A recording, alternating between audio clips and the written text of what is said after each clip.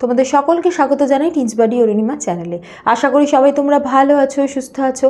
আজকে class 8-এর chapter 3 থেকে কয়েকটি গ্যাসের পরিচিতির অক্সিজেনটা শুরু করতে চলেছি। আজকে এই যে চ্যাপ্টারের প্রথম পর্ব, ঠিক আছে। অক্সিজেনটা অনেকটাই বড় আছে, সেজন্য 2 থেকে 3খানা পর্বে এটাকে ভাগ করব, তারপরে বাকি অংশগুলো কভার হবে। প্রথমেই আসি এই যে অক্সিজেন।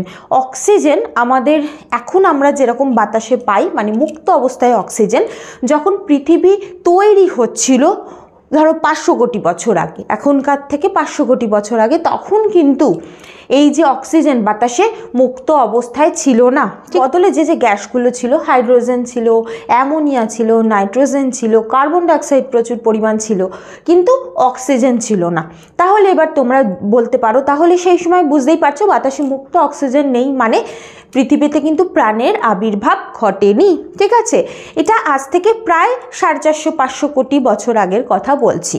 এবার তোমাদের বইতে বেশ কিছু ডেটা আছে, যেমন ধরো আজ থেকে প্রায় 450 কোটি বছর আগে পৃথিবীতে প্রাণের মানে পৃথিবীর সৃষ্টি হয়। তারপর ধরো 350 কোটি বছর আগে পৃথিবীতে প্রাণের সঞ্চার হয়েছিল। 250 কোটি বছর আগে পৃথিবীতে একরকম জীব আসে যাদের নাম হলো সায়ানোব্যাকটেরিয়া। এরাই প্রথম অক্সিজেন তৈরি করেছিল। এবার তোমরা বলতে পারো যে তাহলে অক্সিজেন তৈরি করেছিল মানে এর আগে কি বাতাসে অক্সিজেন ছিল না?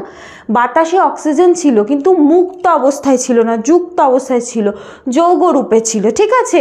যেমন ধরো মানে সেই সময় অক্সিজেনের বদলে যে যে গ্যাসগুলো ছিল মানে বাতাসে, সেগুলো হলো ধরো হাইড্রোজেন ছিল, অ্যামোনিয়া ছিল, কার্বন ডাইঅক্সাইড ছিল। তাহলে দেখো কার্বন ডাইঅক্সাইডে তো CO2, এর মধ্যেও অক্সিজেন রয়েছে, কিন্তু আলাদা করে অক্সিজেনটা ছিল না, ঠিক আছে। এবার তাহলে এই যে আজ থেকে প্রায় 250 কোটি বছর আগে কি হলো, পৃথিবীতে যখন জলের আবির্ভাব হলো, ঠিক আছে, এই জলের মধ্যে একরকম এটাকে ব্যাকটেরিয়া বলতে পারো সৃষ্টি হলো, সেটা হলো সায়ানোব্যাকটেরিয়া। এদের নাম সায়ানো কারণ এদের রঙটা হলো নীলাভ সবুজ, ঠিক আছে, সেজন্য এদেরকে সায়ানো ব্যাকটেরিয়া বলা হয়। তাহলে এদেরকে বাংলায় আমরা নীলাভ সবুজ শৈবালও বলতে পারি। এই যে নীলাভ সবুজ শৈবাল, এরাই জলকে ব্যবহার করে একরকম সালোক সংশ্লেষ প্রক্রিয়া চালিয়েই সেখান থেকে তৈরি করছে মুক্ত অক্সিজেন। তাহলে এখান থেকে যদি প্রশ্ন আসে যে পৃথিবীতে প্রথম কোন জীব মুক্ত অক্সিজেনের মানে অক্সিজেনকে বাতাসে মুক্ত করেছিল, সেটা হবে সায়ানোব্যাকটেরিয়া বা নীলাভ সবুজ শৈবাল। এবার এরা কি করেছিল, এরা তার মানে জলকে, এরা তো জলেই এদের অবস্থান দেখা যায়, এবং জলকে ব্যবহার করে অনেকটা সালোক সংশ্লেষেরই মতো সেখান থেকে এরা অক্সিজেনকে মুক্ত করেছিল। এবার আসি এই যে মানে তাহলে পৃথিবীতে যে এই যে অক্সিজেনের আবির্ভাব হলো, তারপরেই কিন্তু ক্রমশ এমন প্রাণী পৃথিবীতে আসতে থাকে যারা অক্সিজেনকে ব্যবহার করে নিজেদের জীবনযাপন করতে পারে। আচ্ছা, এখানে এই যে সায়ানোব্যাকটেরিয়ার যে প্রক্রিয়ায় তোমার এই অক্সিজেন তৈরি করেছিল, এটা মোটামুটি মানে এটা কিন্তু এদেরকে তখন বায়ুজীবী জীবের মধ্যে রাখা হতো না, মানে অক্সিজেন ছাড়া এরা বেঁচে রয়েছে, তার জন্যই তো এরা মানে বাতাসের যে কার্বন ডাইঅক্সাইড এগুলোকে ব্যবহার করছে, জলকে ব্যবহার করছে, নিয়ে অক্সিজেন তৈরি করছে। সেই জন্য এরা একটা যে প্রক্রিয়াটায় চালাতো সেটাকে মানে ফটোসিনথেসিস বা সালোক সংশ্লেষই বলে, সেটাকে কেমো ফটোসিনথেসিস বলে, ঠিক আছে। এক্ষেত্রে যে কেমিক্যালকে ব্যবহার করে নিচ্ছে ওরা, ঠিক আছে।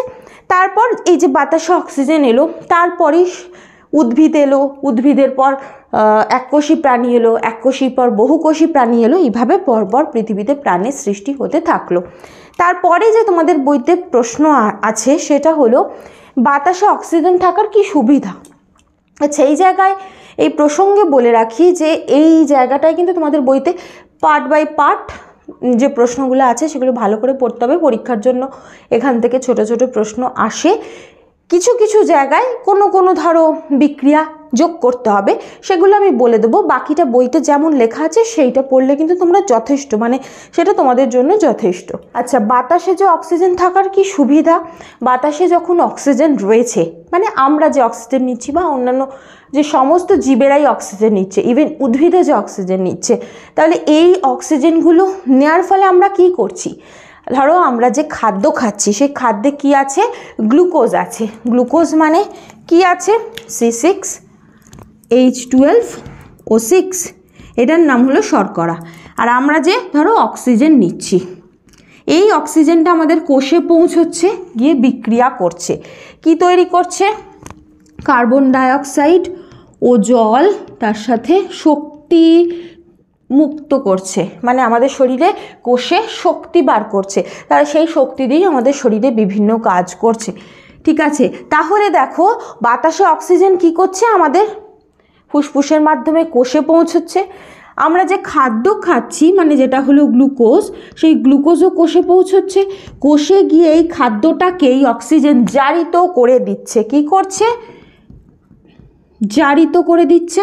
তার ফলে এখান থেকে কার্বন ডাইঅক্সাইড তৈরি হচ্ছে, জল তৈরি হচ্ছে এবং শক্তি, এই শক্তি দিয়েই আমরা বিভিন্ন কাজ করছি। এই জায়গাটা তোমাদের বইতে যেমন লেখা আছে সেই রকমই লিখবে, তার সাথে বিক্রিয়াটা যোগ করে দেবে। তারপরের যে প্রশ্ন সেটা হলো, পৃথিবীর সব জীবের কি বেঁচে থাকতে গেলে অক্সিজেন প্রয়োজন? না, আমাদের জীবের গোষ্ঠীকে বেশ কিছু ভাগে ভাগ করা যায়।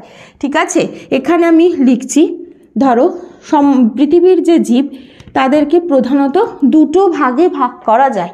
একটা হলো বায়ুজীবী আর একটা হলো অবায়ুজীবী।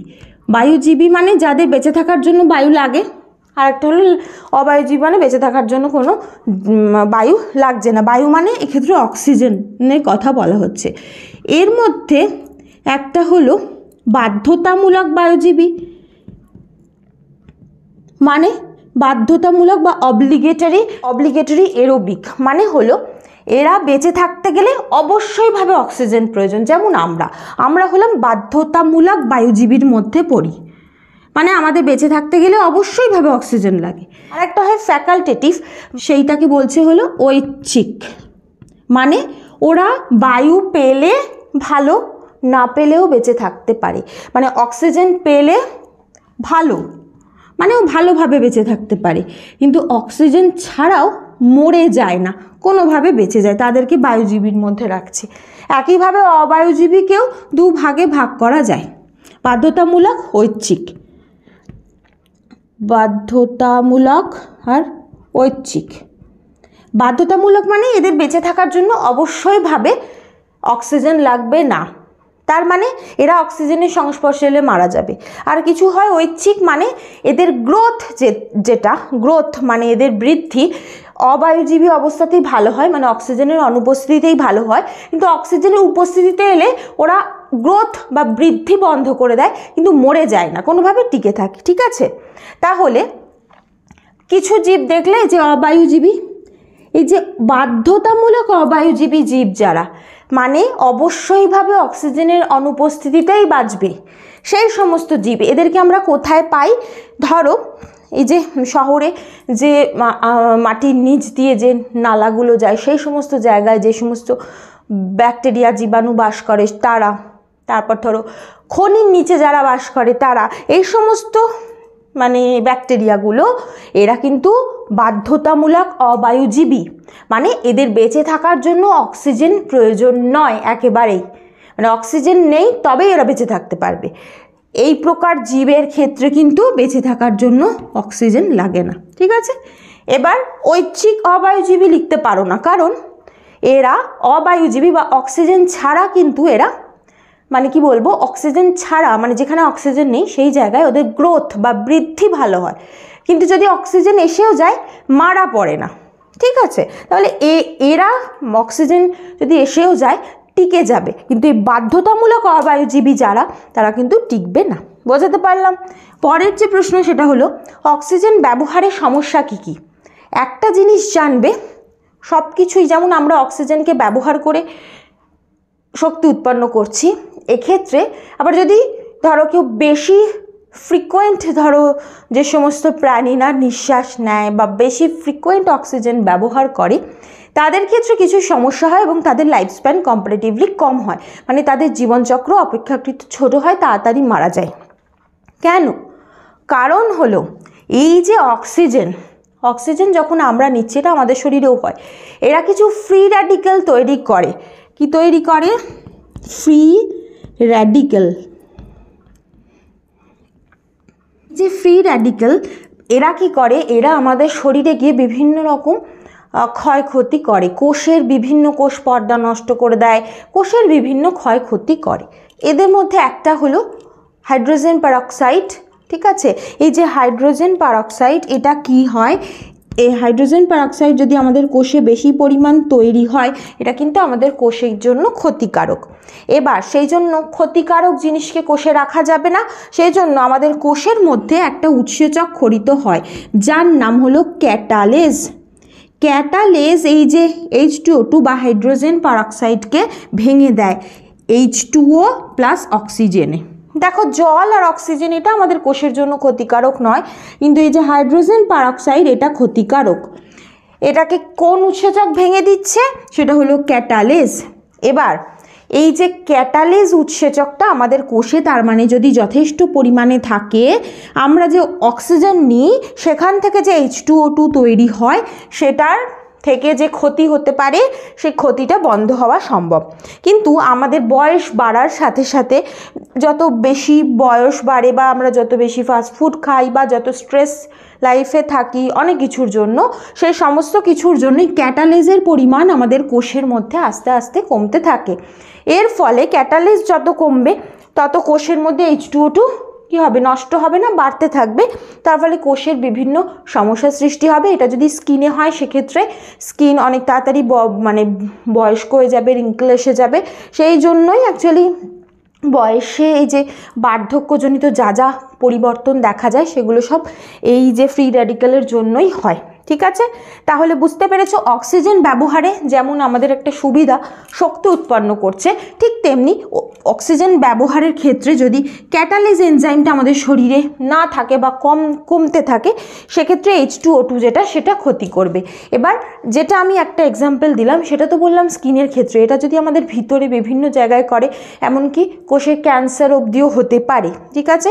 তাহলে কোষের মধ্যে যা কিছু সমস্যা, যা কিছু ধরো আমাদের অঙ্গজনিত যে সমস্ত ডিসফাংশন সঠিকভাবে কার্য করছে না, সেইগুলো কিন্তু বেশিরভাগ এই ফ্রি র্যাডিক্যালের জন্যই হচ্ছে বা H2O2 এগুলোর জন্যই হচ্ছে। কি করণীয়, স্ট্রেস কমাতে হবে, তার ফলে কিন্তু ক্যাটালেজের পরিমাণ বাড়তে থাকবে। যথেষ্ট পরিমাণ ঘুমোলেও তাই হবে, ক্যাটালেজের পরিমাণ বাড়বে। তার সাথে সাথে মুক্ত বাতাস সেবন করতে হবে, প্রাণায়াম, ব্রিদিং এক্সারসাইজ, এই সমস্তগুলো করলে আমরা ক্যাটালেজকে শরীরের মধ্যে বাড়াতে পারবো। এবার আসি এই যে অক্সিজেন এর ব্যবহার কি কি। প্রথম যেটা আমরা অলরেডি জানলাম সেটা হলো এই যে খাদ্য আমরা যেটা খাই, সেই খাদ্য থেকে যে শক্তি উৎপন্ন হচ্ছে সেটা কিন্তু অক্সিজেনের উপস্থিতিতে হচ্ছে। অর্থাৎ যদি বাতাসে অক্সিজেন না থাকতো, তাহলে কি হতো, যে আমরা যে খাদ্য খাচ্ছি সেখান থেকে শক্তি উৎপন্ন হতো না, আমাদের কোষে কোনো রকম কার্য করার শক্তি উৎপন্ন হতো না, ঠিক আছে। দ্বিতীয় যেটা, সেটা হলো জ্বালানির দহন। যে কোনো জ্বালানি যখন আমরা জ্বালাই, সে কাঠ বলো, কয়লা বলো, পেট্রোলিয়াম বলো, যা কিছু, সেগুলো অক্সিজেনের সাথে পুড়ে সেখান থেকেই তাপ শক্তি দিচ্ছে এবং সেখান থেকে যা সমস্ত কাজ হওয়ার সেগুলো হচ্ছে।